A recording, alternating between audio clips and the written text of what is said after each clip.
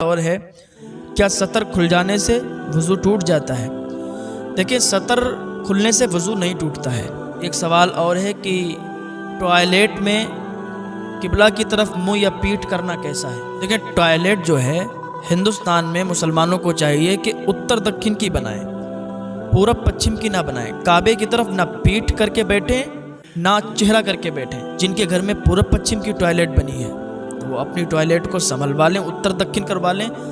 5-10 ہزار روپے میں کچھ نہیں ہوگا، بہت بڑے گناہ سے بچو گے۔ اگر ایسا نہیں کرو گے تو گناہ گار ہوگے۔ لہٰذا اتر دکن کی بنوائیں، پورب پچھم کی نہ بنوائیں۔ کیا لوٹے یا گلاس کو 5 انگلیوں سے پکڑ سکتے ہیں؟ لوٹے اور گلاس کو 5 انگلیوں سے پکڑنے میں کیا حرج ہے؟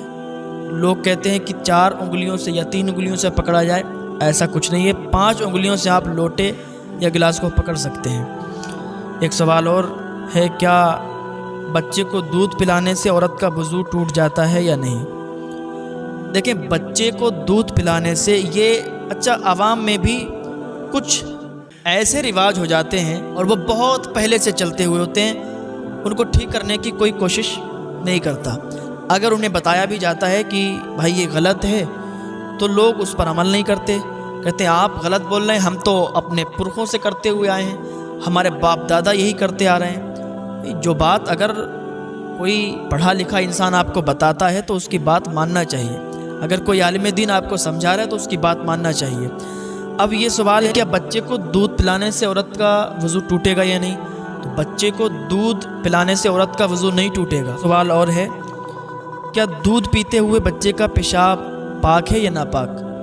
تو دیکھیں، پیشاب دودھ پیتے ہوئے بچے کا ہو یا بوڑھے کا ہو یا جوان کا ہو، ناپاک ہوتا ہے، ٹھیک ہے، پیشاب پاک نہیں ہوتا۔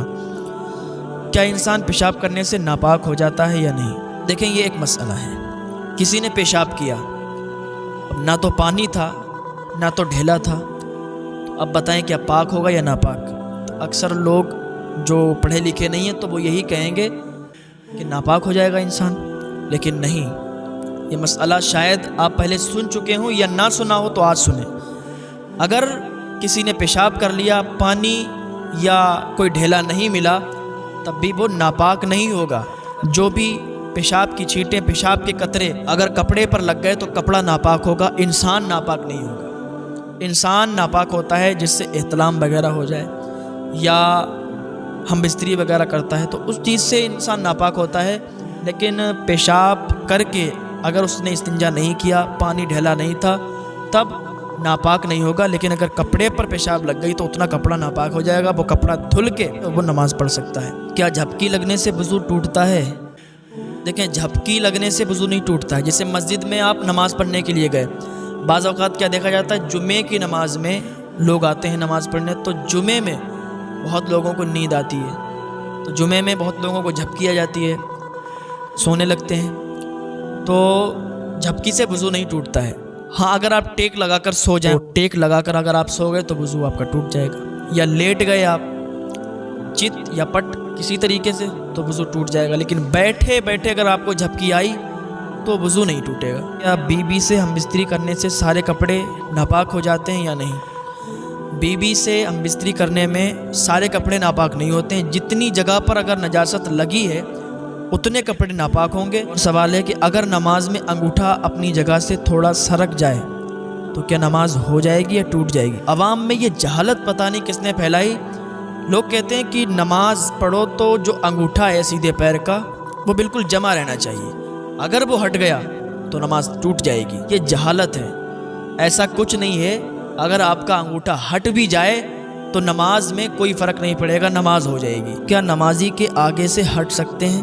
کہ ایک انسان نماز پڑھ رہا ہے اور ایک انسان اس سے اگلی والی صف میں بیٹھا ہوا ہے، اب پیچھے والا تو نماز پڑھ رہا ہے اور آگے جو بیٹھا ہوا ہے اس کی نماز مکمل ہو گئی، اب وہ وہاں سے ہٹنا چاہتا ہے تو کیا کرے؟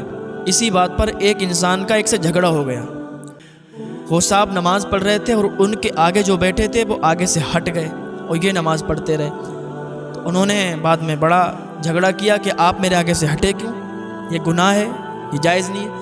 تبھی تو کہتے ہیں علماء سے ملیں، علماء سے پوچھا کریں، کوئی مسئلہ آپ کا پھنسا ہوا ہو تو آپ اپنے علماء سے پوچھا کریں، یہ مسئلہ ہمیں نہیں معلوم ہے، اس کو لہٰذا آپ حل کریں۔ تو انشاءاللہ آپ کو پتہ چلے گا کہ نمازی کے آگے سے ہٹ سکتے ہیں، گزر نہیں سکتے۔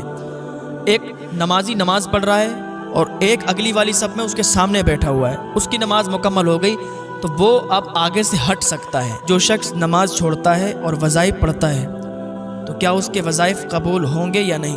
جو شخص فرض نماز چھوڑتا ہے اور وظائف کی طرف بھاگتا ہے، وظائف پڑھتا ہے، ایسا شخص اس کے کوئی وظائف قبول نہیں ہوں گے۔ اگر کوئی فرض چھوڑ کر نفل ادا کرتا ہے تو نفل قبول نہیں۔ حضرت عمر رضی اللہ تعالیٰ عنہ نے ایک مرتبہ دیکھا کہ ایک صحابی فجر کی جماعت میں شامل نہیں ہو پائے، تو آپ جب ان کے گھر کی طرف سے گزرے تو ان کی والدہ سے کہنے لگے کہ آج وہ فلاں صحابی جماعت سے شامل نہیں ہو پائے، کیا بات ہے؟ تو ان کی والدہ کہنے لگی کہ آج انہوں نے پوری رات وظائف کیے، پوری رات انہوں نے وظیفے پڑھے، نفل ادا کی، اسی وجہ سے ان کی آنکھ لگ گئی اور وہ جماعت میں شامل نہیں ہو پائے۔ تو حضرت عمر رضی اللہ تعالیٰ عنہ کہتے ہیں کہ پوری رات وظائف کرنے سے بہتر ہے کہ فجر کی جماعت میں شامل ہو۔ کیا بغیر رومالی والا پیجامہ یا تہمد پہن کر نماز ہو جائے گی یا نہیں؟ بغیر رومالی والا اگر پیجامہ ہے اس کو پہن کر نماز ہو جائے گی، یا تہمد پہن کر کوئی نماز پڑھتا ہے تو اس کو پہن کر بھی نماز ہو جائے گی۔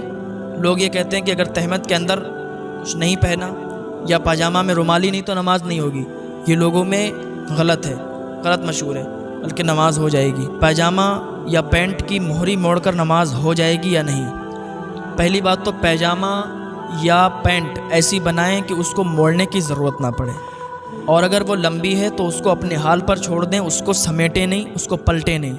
اگر جو شخص پاجامہ یا پینٹ کی موری سمیٹ کر نماز پڑھتا ہے اس کی نماز مکروہ تحریمی ہوتی ہے، وہ نماز دوبارہ پڑھے گا۔ اور یہ ایک مسئلہ ہے، اگر نماز میں کوہنی کھلی ہیں تو نماز ہوگی یا نہیں ہوگی؟ یہ تو اکثر لوگوں میں پایا جاتا ہے، ایک مسجد میں نہیں اور ایک جگہ نہیں، ہر جگہ آپ دیکھیں گے تو آپ کو ایسے لوگ ملیں گے جو کوہنی کھول کر نماز پڑھتے ہیں، یعنی ہاف ٹی شرٹ میں نماز پڑھتے ہیں۔ ہاف ٹی شرٹ پہننے والوں کی نماز مکروہ ہوگی۔ فتاوی رضویہ جلد